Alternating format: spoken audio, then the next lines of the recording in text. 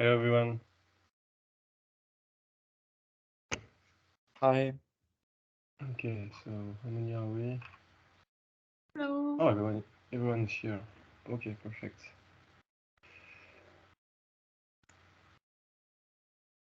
So yes, sorry about last week. Unfortunately, I could not be there.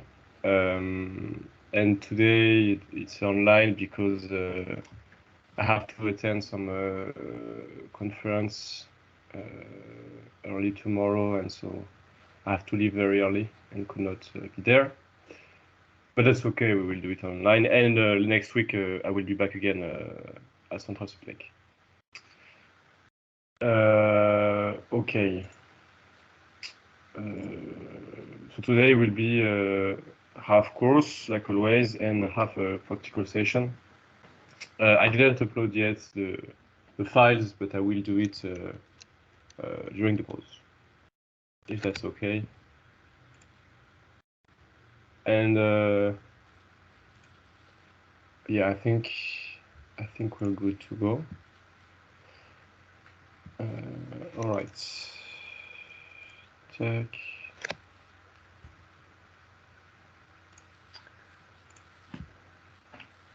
Okay. Do you all see my screen?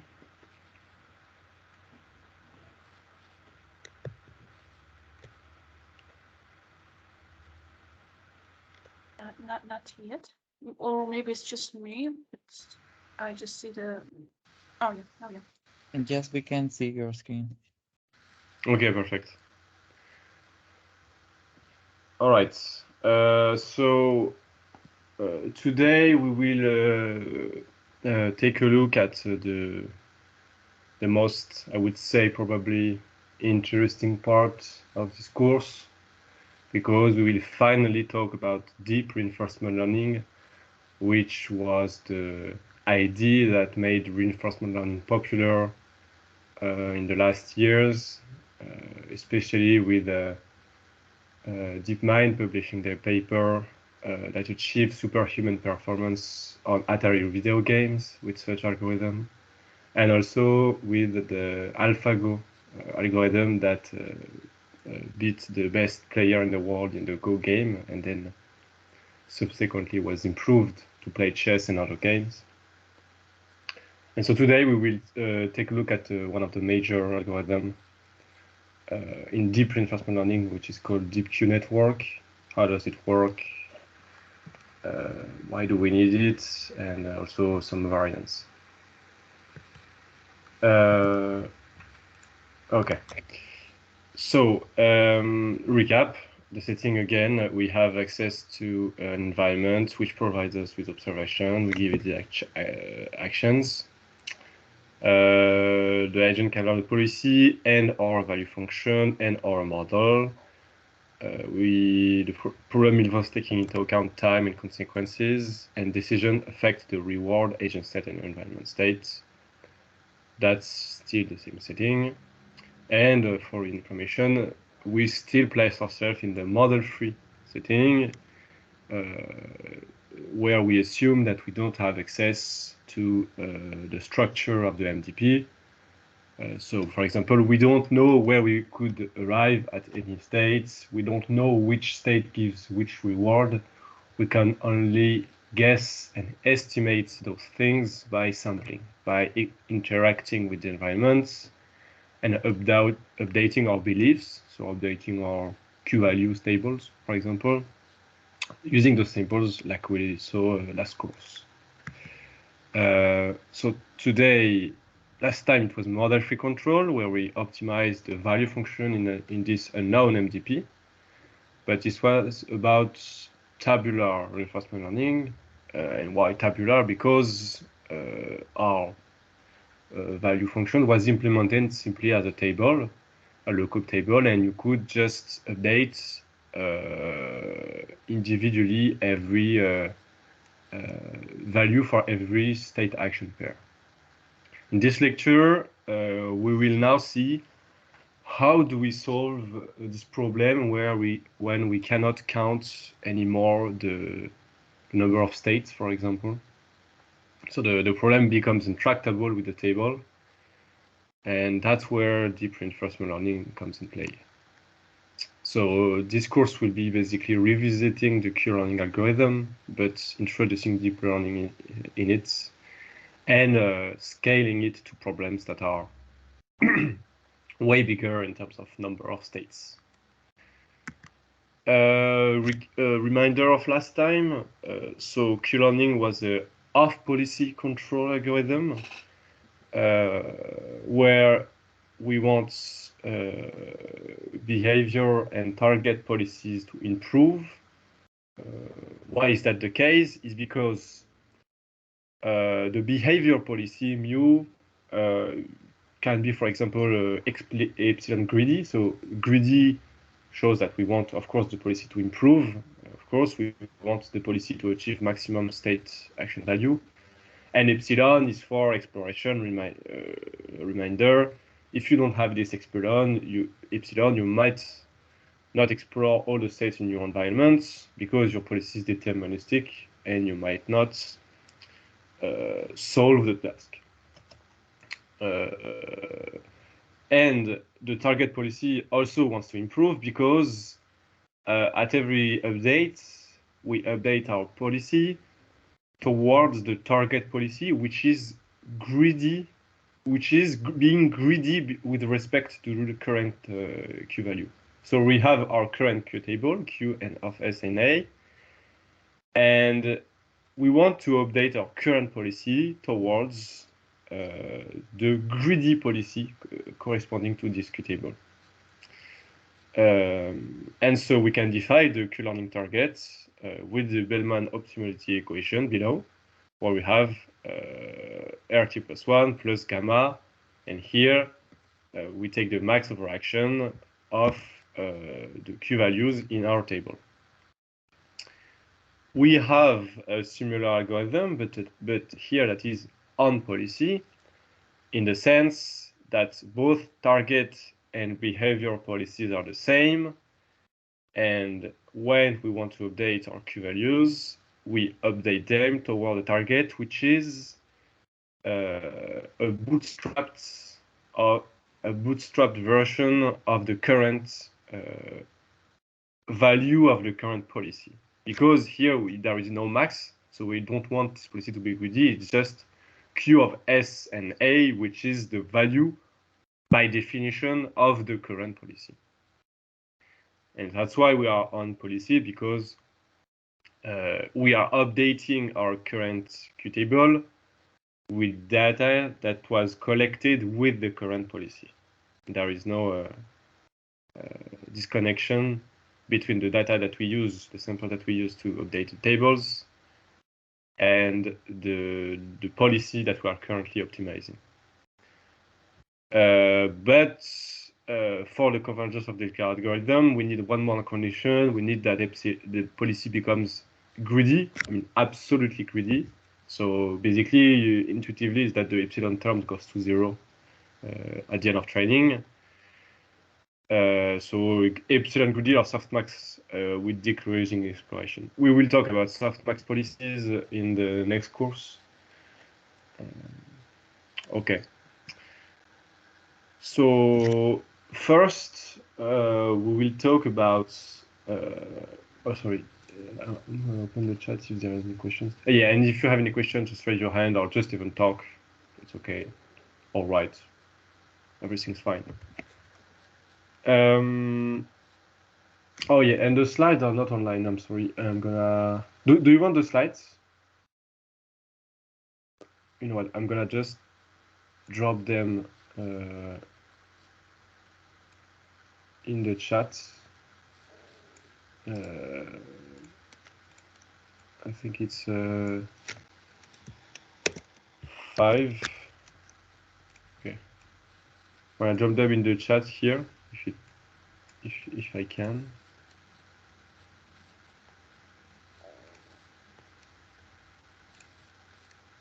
Okay.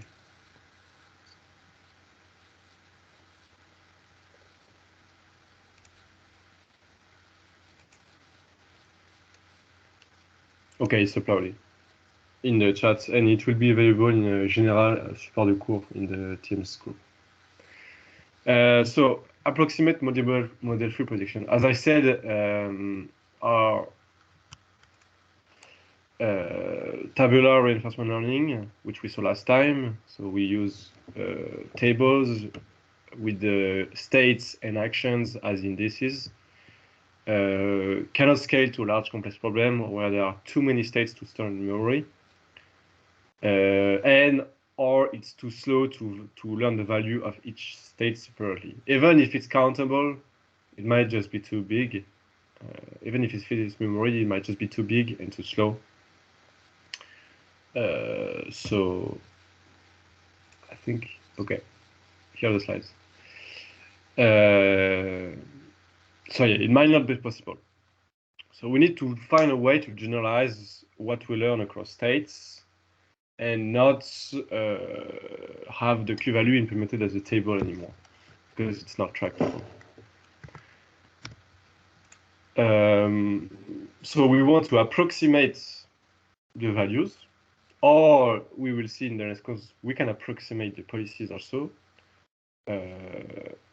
so that we have a good enough approximation, but we don't need to be exact anymore. And by relaxing this assumption, we can overcome this problem of tractability. So the main idea is to map states into a suitable feature representation. So you can see that the dimensionality reduction, for example, if you can describe your state with a certain number of variables. So in a very simple case, in a maze, your state might be just your X and Y position. So there probably is no need for representation learning here. But if the maze is really big, maybe the states are not tractable anymore and you still want to do that. And then you have those features of states, so that reduce the dimension of each state. So yeah, I said for a maze, it's two-dimensional, the states, but for example, think about an image. If you only have access to an image as your state, and the image can be as rich as you want, so especially in a video game, there's a lot of information. Well, you could say that the number of different states is exponentially large because it's equal to the number of possible images of a certain size, which is exponentially big. So you cannot count them anymore. In this case, it's very obvious. That's why you need to map the states into some feature representation. And then once you have a condensed representation of the states, you could map those features through values with a parameterized function v of theta. And then you just need to update the parameters of this parameterization. So update the parameters theta, so that your approximate value v of theta is close enough to the true value at that state. So sounds like deep learning, and you are right.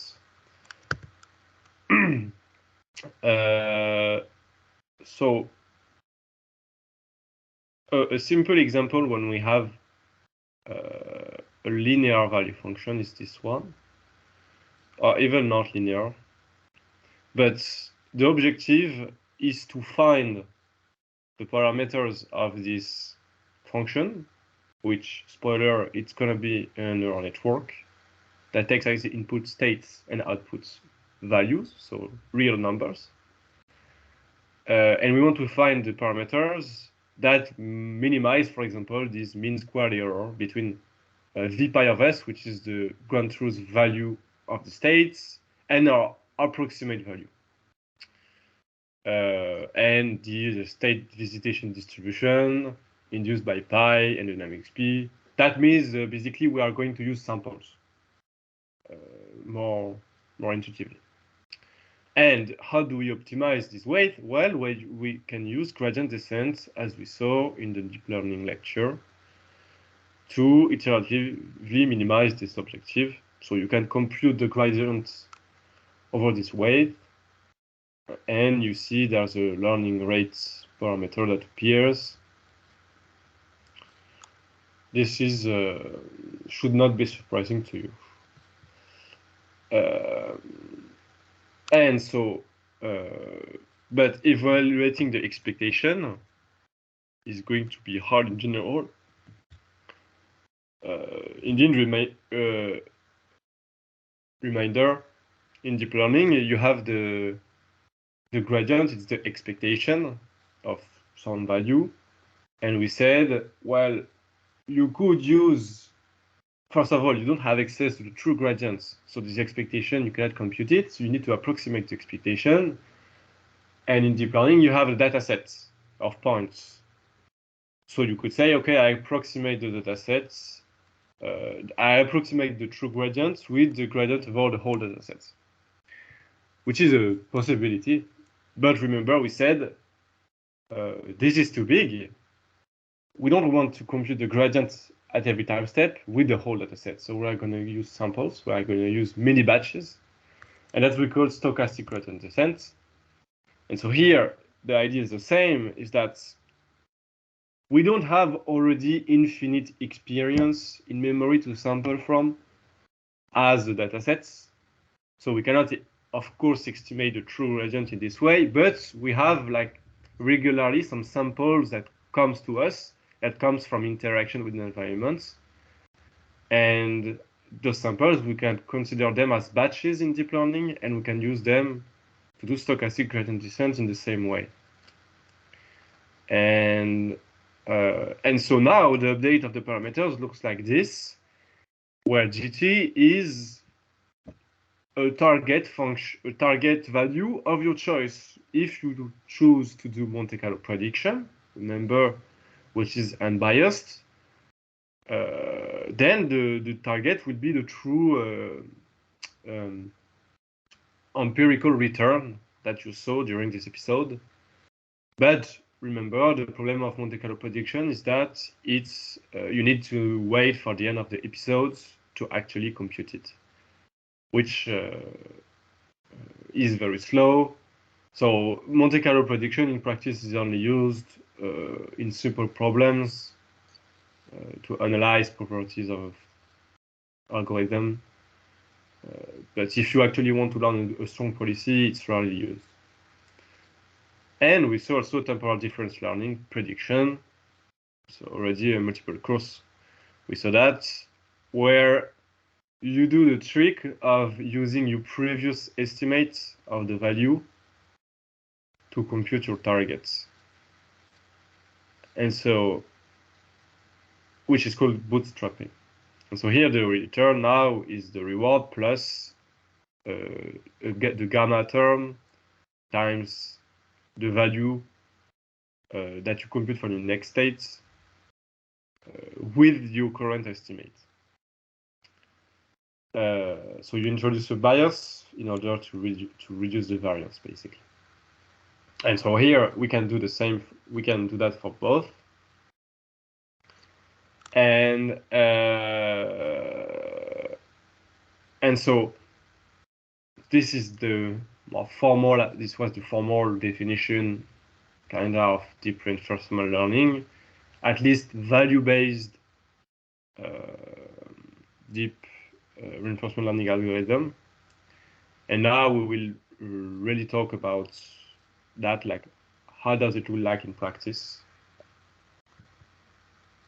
So as I said, we will use, I already spot, we will use a deep neural network for the representation.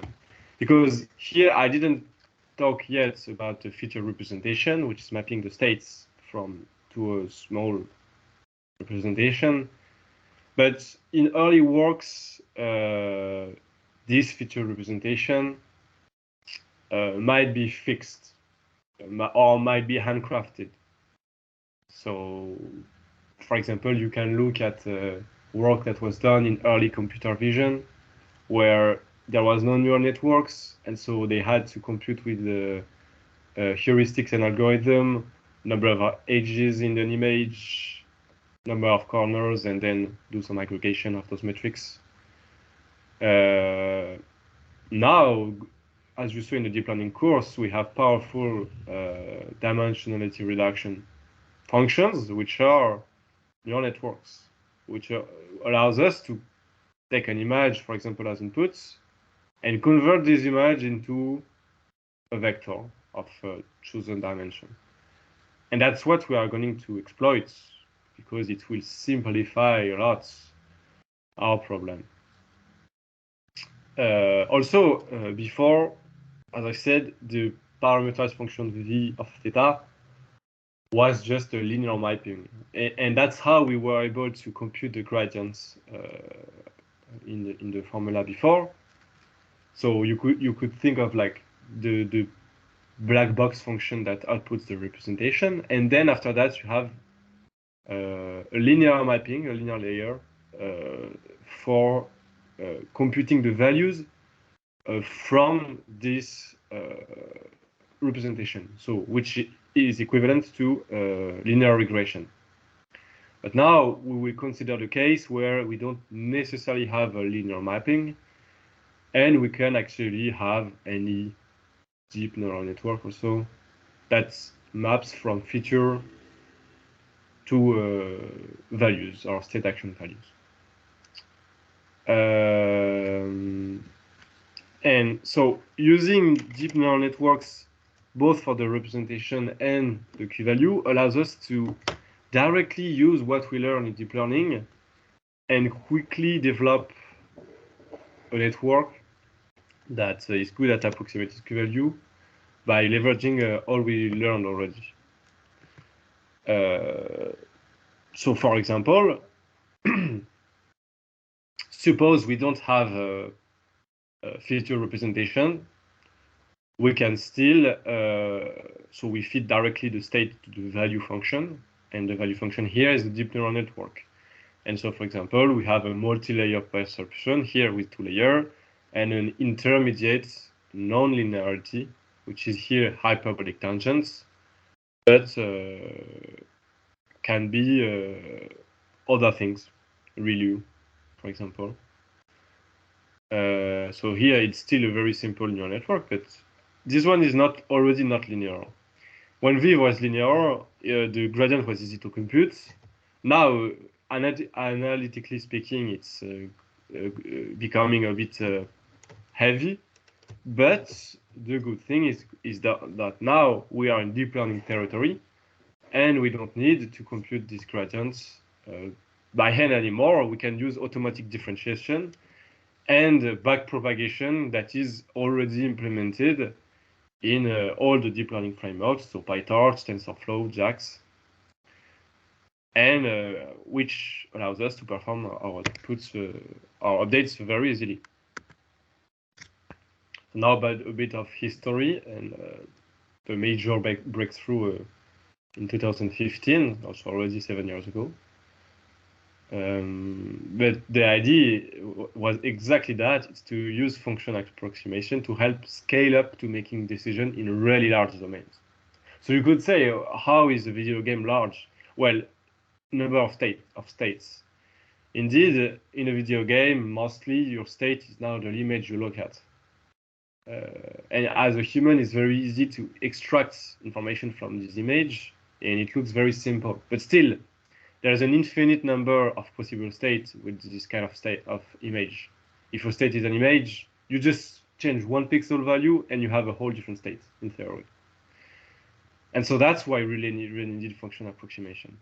Now our state is not anymore like an X and Y position in a maze, it's the whole image. And DeepMind, they released in 2015 DeepQ network and perform superhuman performance on video games with this technique. So we can use in deep reinforcement learning a neural network to represent the value function or the Q-value function, but also we will see in next course we can use it to implement the policy. especially in the case where you cannot count your actions also.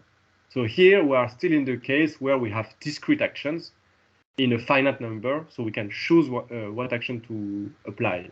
In a video game, this is most of the time the case because when you look at the controller, at least the old controllers from the Atari times, it was just like simple buttons. So you just count the buttons, it's a number of actions that you can apply to the environment. Some problems, you cannot do that because you need, for example, to control some continuous values. So for example, in the case of a robot, usually the angle of the joints of the robots, those can have any real continuous value. And so here you cannot count the actions anymore because they are an infinite value.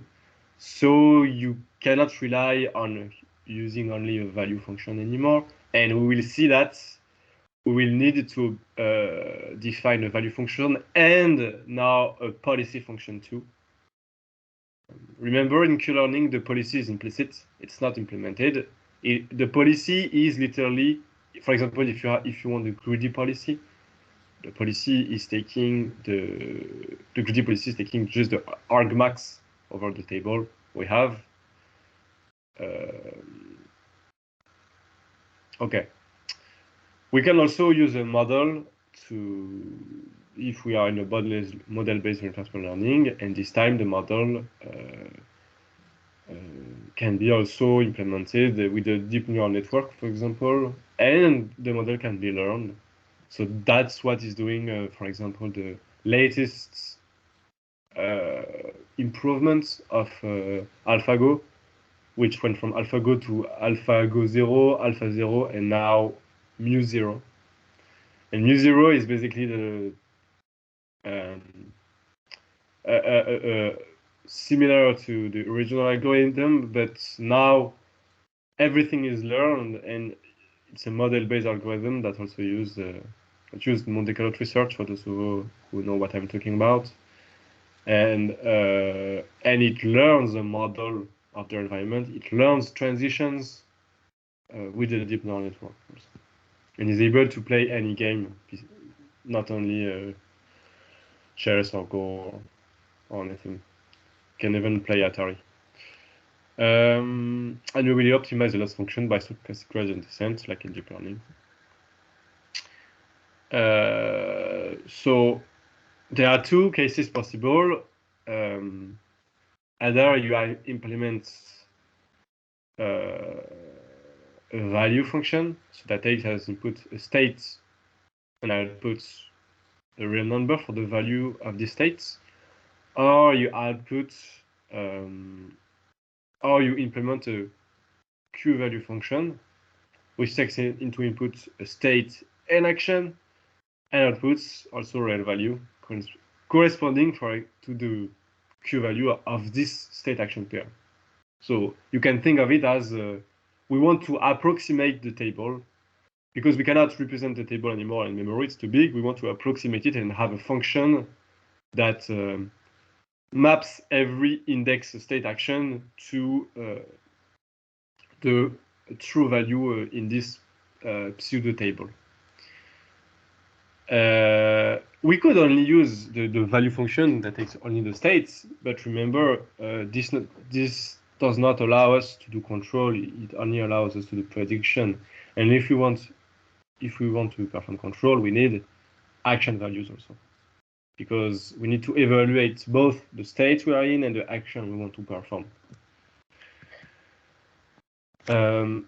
So recall again.